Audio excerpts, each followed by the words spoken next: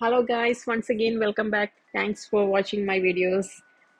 ഇന്ന് ജെറുസലേമിലൂടെ ഒരു road trip പോവുകയാണ്. റോഡ് ടൂറാണ് ശരിക്കും പറഞ്ഞാൽ. ഞാൻ ജെറുസലേമിലെ ടൽബിയോത്ത് എന്ന് പറയുന്ന സ്ഥലത്ത് നിന്നും എൻകരേം എന്ന് പറയുന്ന സ്ഥലത്തേക്ക് ഒരു ഡ്രൈവ് പോവുകയാണ്. അപ്പം എൻജോയ് ദ ഡ്രൈവ്, ഓക്കെ? ഇന്ന് മുതൽ ഇവിടെ ഹോളിഡേ സ്റ്റാർട്ട് ചെയ്യണം. ഹോളിഡേ മീൻസ് ഇവരുടെ ന്യൂ ഇയർ ആണ്. യൂഷ്വലുടെ ന്യൂ ഇയർ ആണ്. സെപ്റ്റംബറിലാണ് ഇവരുടെ ന്യൂ ഇയർ. ഷനാത്തോവ എന്ന് പറയും. സാറ്റർഡേ ഇവരുടെ ഇവിടെ ഹോളിഡേ ആണ്. നിങ്ങൾക്കെല്ലാം അറിയാവുന്നതുപോലെ ഇസ്രായേൽ ഇപ്പോൾ വാർ നടക്കുവാണ്. അടിപൊളി വാറാണ് ഇപ്പോൾ നടന്നുകൊണ്ടിരിക്കുന്നത്. ഓരോ ദിവസവും ഓരോ രാജ്യക്കാരാണ് ഇസ്രായേലിനെ അറ്റാക്ക് ചെയ്തുകൊണ്ടിരിക്കുന്നത്. ഇസ്രായേൽ ഒട്ടും മോശമല്ല, തിരിച്ചും നല്ല പോലെ അറ്റാക്ക് ചെയ്യുന്നുണ്ട്. താങ്ക് ഗോഡ് നമ്മളെല്ലാം സേഫാണ്. പിന്നെ എന്താ പറയുക, ഇന്നലെ രാത്രിയാണെങ്കിൽ ഇന്നലെ വൈകിട്ട് തുടങ്ങിയതാണ് ശരിക്കും പറഞ്ഞാൽ. തീമഴ. ഇന്നലെ ഫുൾ നൈറ്റ് തീമഴയായിരുന്നു. ഇന്നലെ ഇസ്രായേലിലെ എല്ലാ സ്ഥലങ്ങളിലും തന്നെ ഷെല്ലിങ് നടക്കുമായിരുന്നു. മിസൈലുകൾ ഇങ്ങനെ തീമഴ പോലെ പെയ്തുകൊണ്ടിരിക്കുമായിരുന്നു. അതായത് ഞങ്ങളുടെ അപ്പാർട്ട്മെൻറ്റിൻ്റെ മണ്ടയ്ക്കൂടൊക്കെ, ബിൽഡിങ്ങിൻ്റെ മണ്ടയിലൂടെയൊക്കെ വൈകിട്ട് തുടങ്ങിയ പരിപാടിയാണ് ഇന്നലെ ഫുൾ നൈറ്റ് അങ്ങനെയായിരുന്നു. ഇത് വീഡിയോ എടുക്കാൻ വേണ്ടിയിട്ട് നമ്മുടെ കുറേ ഫ്രണ്ട്സൊക്കെ പോകും. നമ്മുടെ ഫ്രണ്ട്സ് മാത്രമല്ല, ഇവിടെയുള്ള ഇസ്രായേലീസും പോകാറുണ്ട് കേട്ടോ വീഡിയോ എടുക്കാനായിട്ട്. പക്ഷേ അതൊട്ടും സേഫ് ആയിട്ടുള്ള കാര്യമല്ല. നമ്മുടെ സേഫ്റ്റിയാണ് ഫസ്റ്റ്. നമ്മൾ എന്താ പറയുന്നത്, അലാം അടിക്കുന്ന സമയത്ത് നമ്മൾ സേഫ് റൂമിൽ കയറിയണം. അലാം എപ്പോൾ സ്റ്റോപ്പ് ആവുന്നോ അതിനുശേഷം മാത്രമേ നമ്മൾ അതിനുശേഷം 10 മിനിറ്റ് കഴിഞ്ഞിട്ടേ നമ്മൾ ഇറങ്ങാവുള്ളൂ എന്നാണ് ഇവിടുത്തെ റൂള്. ഇവിടെ മിക്കവരും അങ്ങനെ. ഇത് കാണാൻ നമുക്കൊരു രസമാണ്. രസമെന്ന് പറഞ്ഞു കഴിഞ്ഞാൽ ഇതിങ്ങനെ നമ്മുടെ എല്ലാ നാട്ടിലെ പിന്നെ പെരുന്നാളിനും പിന്നെ ഉത്സവത്തിനും പൂരങ്ങൾക്കും ഒക്കെ ഇങ്ങനെ ഫയർ വർക്ക്സ് നടക്കുമല്ലോ, അതുപോലെയാണ് ഇതിങ്ങനെ വന്നുകൊണ്ടിരിക്കുന്നത്. ഇതിനെ അയൺ ഡോം സിസ്റ്റം വെച്ചിട്ട് അതിനെ എയറിൽ വെച്ച് തന്നെ നിർവീര്യമാക്കി കളയും എങ്കിൽ പോലും പക്ഷെ ഇതിൻ്റെ ഒരു ടംബ്ലറുണ്ട്. അത് വന്ന് നമ്മുടെ മണ്ടയിൽ വീണാലും നമ്മളന്നേരം നമ്മുടെ കാര്യം കഴിയും. അപ്പം നമ്മുടെ സേഫ്റ്റി എപ്പോഴും ഫസ്റ്റാണ്. അതുകൊണ്ടാണ് റൂമിൽ തന്നെ ഇരിക്കണം എന്ന് പറയുന്നത്. റൂമെന്ന് പറയുമ്പോൾ സേഫ് റൂമിൽ തന്നെ ഇരിക്കണം. ഇതിനിടയ്ക്ക് നമുക്ക് രസകരമായ ഒരു കാര്യം എന്ന് പറഞ്ഞു കഴിഞ്ഞാൽ, ഇന്നലെ അരമണിക്കൂർ എങ്ങാണ്ട് ഇറാൻ റെസ്റ്റ് എടുക്കുമെന്ന് പറഞ്ഞു.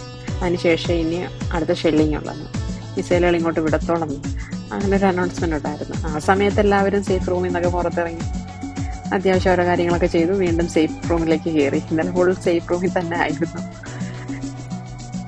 എൻ്റെ നാട്ടിലുള്ള കുറേ ഫ്രണ്ട്സൊക്കെ എന്നോട് ചോദിക്കാറുണ്ട്, ഈ സേഫ് റൂം ഉണ്ടോ, സേഫ് റൂമിൻ്റെ പ്രത്യേകത എന്തുവാന്നൊക്കെ.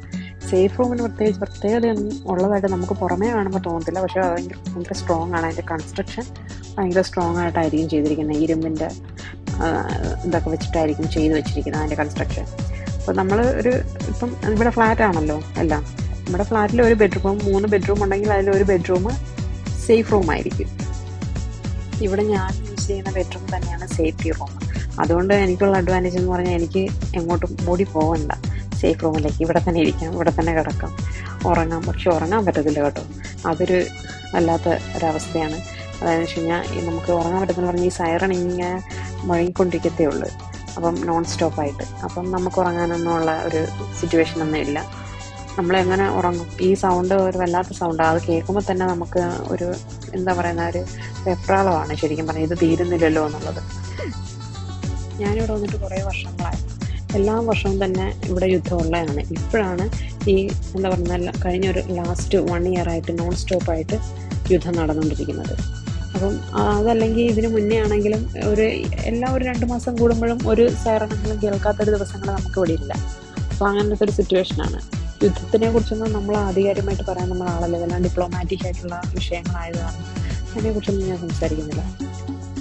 എന്നോട് എൻ്റെ ചില ഫ്രണ്ട്സ് ചോദിച്ചിട്ടുണ്ട്, നിങ്ങളിപ്പോൾ ബസ്സിലാണെങ്കിലോ, ട്രാവൽ ചെയ്തുകൊണ്ടിരിക്കുകയാണ്, കാറിലാണെങ്കിലോ, ഇപ്പം ഷോപ്പിംഗ് ചെയ്യുവാണെങ്കിലോ എന്ത് ചെയ്യും, ഇങ്ങനൊരു സിറ്റുവേഷൻ ഫേസ് ചെയ്യാൻ നിങ്ങൾ എന്താ പ്രിക്കോഷൻസ് എടുക്കുന്നത്? അതായത് നമ്മളിപ്പോൾ ബസ്സിലാണെങ്കിൽ ഈ സൈറൺ കേൾക്കുന്നതുകൊണ്ട് തന്നെ ബസ് അവിടെ സ്റ്റോപ്പ് ചെയ്യും. എല്ലാവരും ഓടി നിയർ ബൈയിലുള്ള ഏത് സേഫ്റ്റി റൂമാണോ ഏതെങ്കിലും ഒരു ബങ്കറിൽ കയറിയിരിക്കും. അപ്പോൾ നമുക്കറിയുണ്ടെങ്കിൽ നമ്മൾ ആ ഇസ്രായേലികളെ ഫോളോ ചെയ്യുക എന്നുള്ളതേ ഉള്ളൂ ഒന്നാമത്തെ കാര്യം. പിന്നെ നമ്മുടെ മൊബൈലിൽ അലർട്ട് വരും. അതായത് ഇപ്പോൾ ഷെല്ലിങ് നടക്കുന്ന, മിസൈൽ വരുന്ന ഏത് ലൊക്കേഷനിലേക്കാണ് എന്നുള്ളത്. അപ്പോൾ ആ ലൊക്കേഷനുള്ളവരെ സേഫായി ഇരിക്കാൻ വേണ്ടിയിട്ടും അവരുടെ അടുത്തുള്ള സേഫ്റ്റി റൂമും ആ ആപ്പ് കാണിച്ചു തരും. അങ്ങനെ നമുക്ക് ആ ആപ്പിനെ ഫോളോ ചെയ്ത് നമുക്ക് സേഫ് റൂം കണ്ടുപിടിക്കാം.